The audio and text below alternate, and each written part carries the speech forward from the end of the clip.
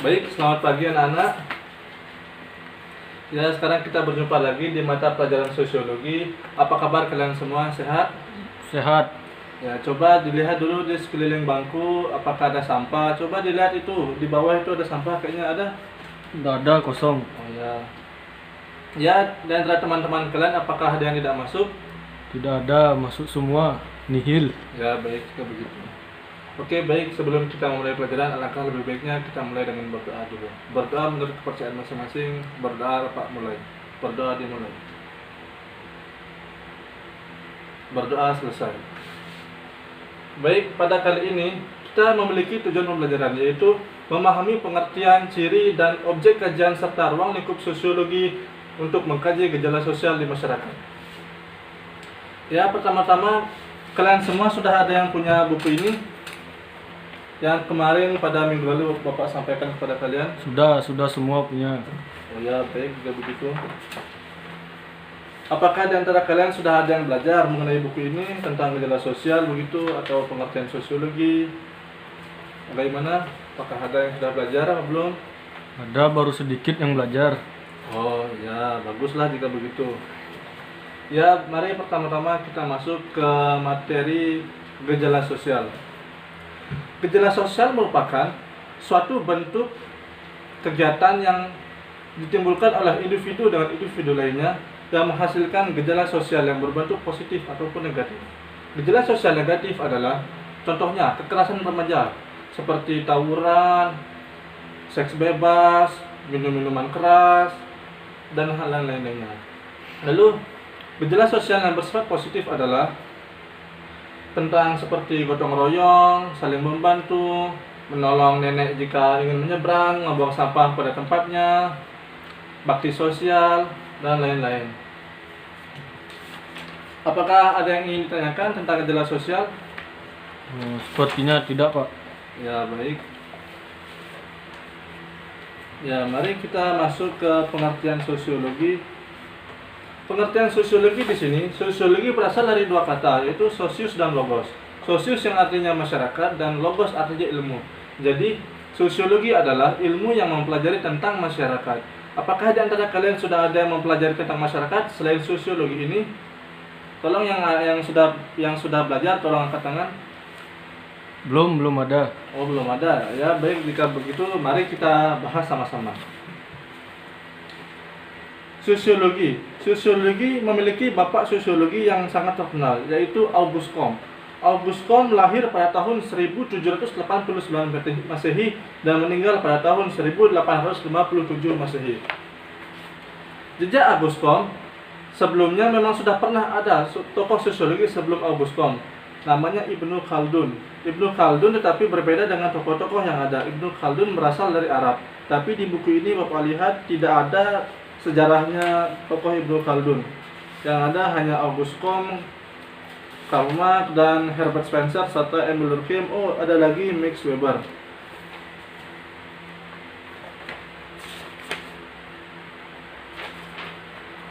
Di sini pengertian menurut Auguste Comte adalah Comte memandang ilmu sosiologi harus didasarkan pada pengamatan, perbandingan, eksperimen, dan metode historis secara sistematis. Objek yang diamati harus berupa fakta yang memiliki manfaat dan mengarah pada kepastian. Contohnya yang mengarah pada kepastian adalah suatu bentuk masyarakat. Masyarakat ada yang berbentuk homogen dan ada yang berbentuk heterogen.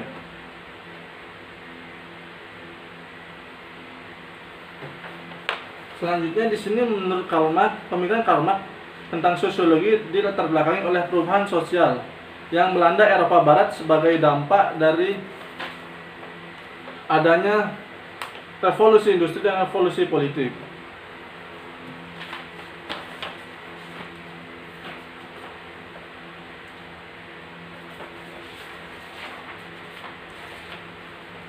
Lalu kemudian di sini ada Herbert Spencer. Herbert Spencer mencakup objek sosiologi seperti keluarga, politik, agama, pengadilan sosial industri, asosiasi masyarakat setempat, pembagian kerja, dan pelapisan sosial. Dari keempat hal tersebut, itu merupakan suatu objek kajian sosiologi yang dikemukakan oleh Herbert Spencer melalui teori-teorinya dan buku-bukunya. Spencer terkenal dalam teorinya teori evolusi. Spencer berpendapat bahwa perubahan masyarakat itu ekuivalen atau disebut dengan teori evolusi. Kemudian tokoh yang keempat ada Emil Durkheim. Emil Durkheim mengamati sosiologi berdasarkan lembaga-lembaga dalam masyarakat dan proses sosialnya. Durkheim membagi sosiologi berdasarkan pokok bahasanya, yaitu sebagai berikut. Yang pertama, sosiologi umum. Yang kedua, sosiologi agama. Yang ketiga, sosiologi hukum. Yang keempat, sosiologi tentang kejahatan. Yang kelima, sosiologi ekonomi. Yang keenam, sosiologi masyarakat. Dan yang ketujuh, sosiologi estetika. Di sini Emil Durkheim mulai mengembangkan sosiologi karena tokoh-tokoh sebelumnya sudah memberikan pondasi-pondasi yang kokoh dalam sosiologi. Lalu Emil Durkheim di sini secara tokoh klasik dia sudah mengembangkan menjadi beberapa jenis sosiologi. Lalu di sini ada tokoh yang kelima, yaitu Max Weber.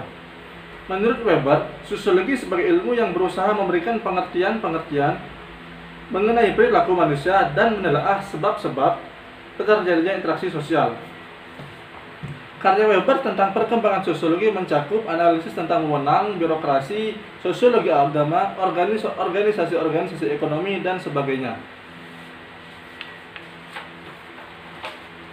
Lalu di sini ada satu tokoh yang berasal dari Indonesia, yaitu ada dua tokoh, Selo Soemardjan dan Surjono Sukanto.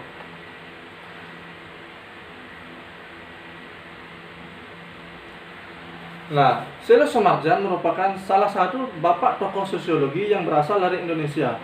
Dia di Indonesia dianggap sebagai bapak sosiologi, Selo Soemardjan.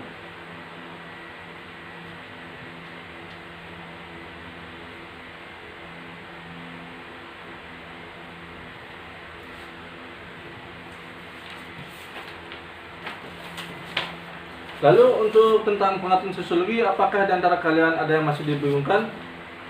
Jika tidak ada, bisa Bapak lanjutkan. Udah ada Pak, silakan. Atau lanjutkan. Bapak terlalu cepat memberikan materi atau bagaimana? Udah pas, lanjutkan aja Pak.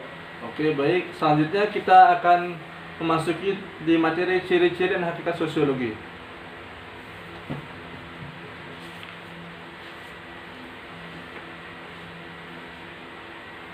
Sosiologi memiliki 4 ciri. Yang pertama, sosiologi bersifat empiris, sosiologi bersifat teoritis, sosiologi bersifat kumulatif, dan sosiologi bersifat nonetis.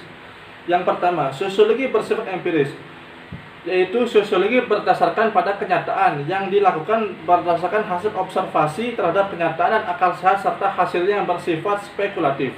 Itu menandakan bahwa sosiologi memiliki objek kajian yang sangat real atau nyata, bukan yang bersifat rekayasa. Lalu yang kedua, sosiologi bersifat teoritis, yang berarti bahwa ilmu pengetahuan tersebut selalu berusaha untuk menyusun abstraksi dari hasil-hasil observasi dan menyusunnya menjadi sebuah teori. Yang ketiga, sosiologi bersifat nonetis, yakni yang dipersoalkan bukanlah baik buruknya atau fakta tertentu, tetapi tujuannya adalah untuk menjelaskan fakta tersebut secara analitis. Lalu yang keempat, sosiologi bersifat kumulatif, berarti bahwa teori sosiologi dibentuk atas dasar teori-teori yang sudah ada, dalam arti memperbaiki, memperluas, serta memperhalus teori yang sudah ada dahulunya atau yang sudah lama. Dari 4 tersebut merupakan ciri cikal bakal sosiologi. Apakah di antara kalian ada yang ingin bertanya mengenai 4 ciri tersebut? Baik, jika tidak ada, bisa kita lanjutkan kembali.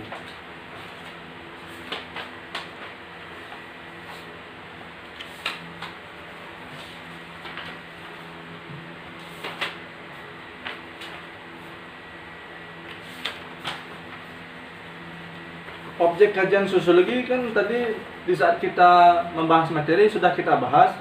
Jadi lebih baik untuk mempersingkat waktu, Bapak skip aja langsung ya. Kita langsung mengarah pada ruangan lingkup kajian sosiologi.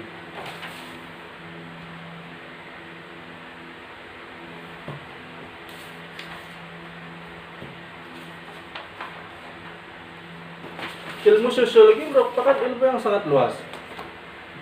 Hal ini dapat mencakup hampir semua bidang kehidupan masyarakat, baik bidang ekonomi, politik, agama, pendidikan, kebudayaan, dan sebagainya. Secara rinci, ruang lingkup kajian sosiologi adalah sebagai berikut. Bisa kalian simak apa yang Bapak katakan?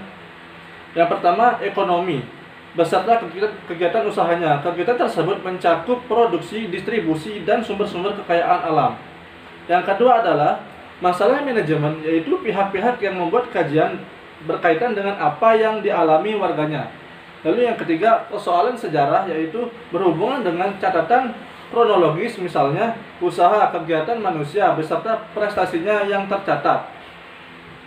Dari ketiga contoh tersebut, dari ketiga ruang lingkup tersebut, yaitu ekonomi beserta manajemen serta persoalan sejarah, itu merupakan ruang lingkup sosiologi yang membuktikan bahwa sosiologi merupakan ilmu yang sangat luas yang mencakup sampai ke segala bidang keilmuan.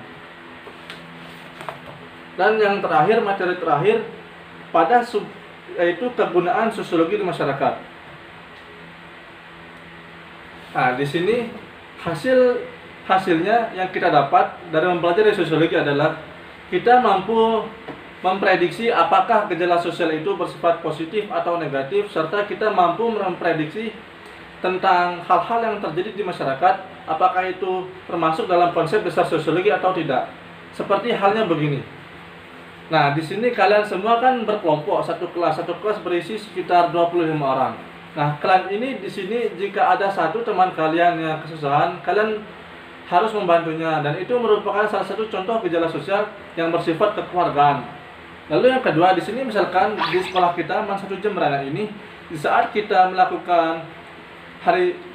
melakukan bersih-bersih di hari Jumat, itu merupakan salah satu contoh gejala sosial yang bersifat positif juga, yaitu seperti gotong royong. Nah, lalu selain itu pula, kegunaan sosiologi, kita bisa membaca apa-apa saja yang harus kita lakukan di masyarakat. Kita memiliki kepekaan sosial yang sangat lebih di antara teman-teman lainnya yang tidak mempelajari dengan jelas apakah itu sosiologi sebetulnya. Ya, baik, materi kita ternyata sudah habis.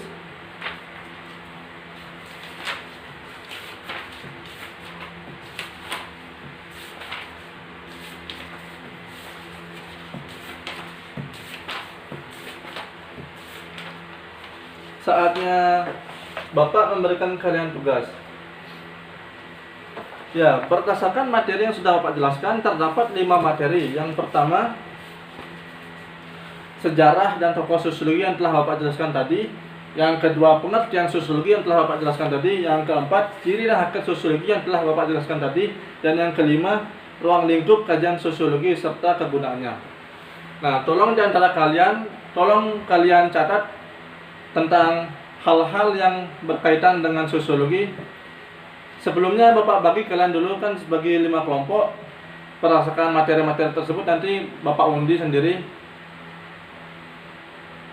Nah, nanti kalian akan membuat suatu esai kecil yang berisikan tentang materi-materi sosiologi. Kalian cantumkan di situ tentang apa yang kita bahas hari ini, tentang dari pengertian, ciri-cirinya, ruang lingkupnya, objek kajiannya, dan kegunaannya. Kalian buat esai kecil, esai mini lah, ya paling tidak 10 paragraf lah, dalam satu halaman harus ada.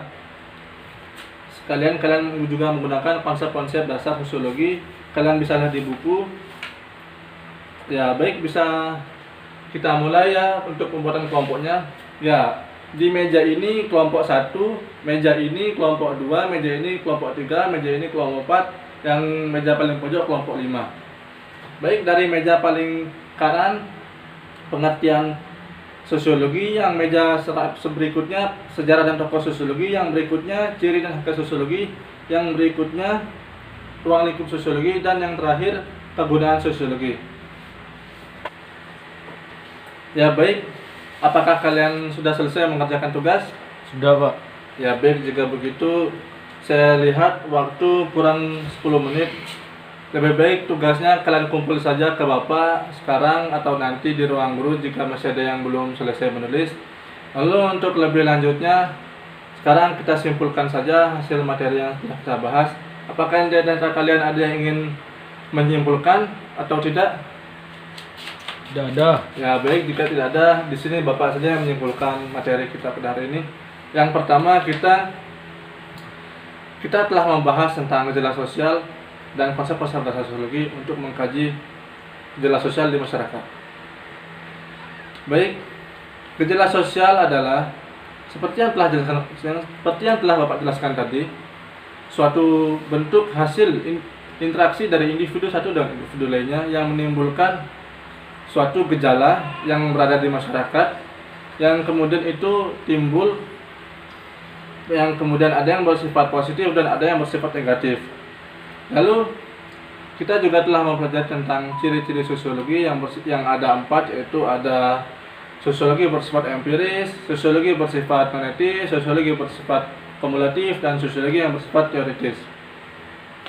Nah, lalu yang terakhir kita juga sudah menjelaskan tentang kegunaan sosiologi yang sangat banyak kegunaannya, serta kita juga sudah mengkaji tentang ruang lingkup sosiologi yang ada 3, itu tentang ekonomi beserta kegiatan usahanya, masalah manajemen, yang ketiga ada persoalan sejarah. Ya, Bapak rasa materi ini cukuplah untuk pertemuan kedua kita pada kali ini. Jika tidak ada yang ingin bertanya, bisa kita akhiri pertemuan ini dengan berdoa.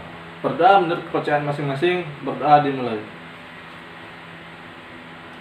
Baik, berdoa selesai.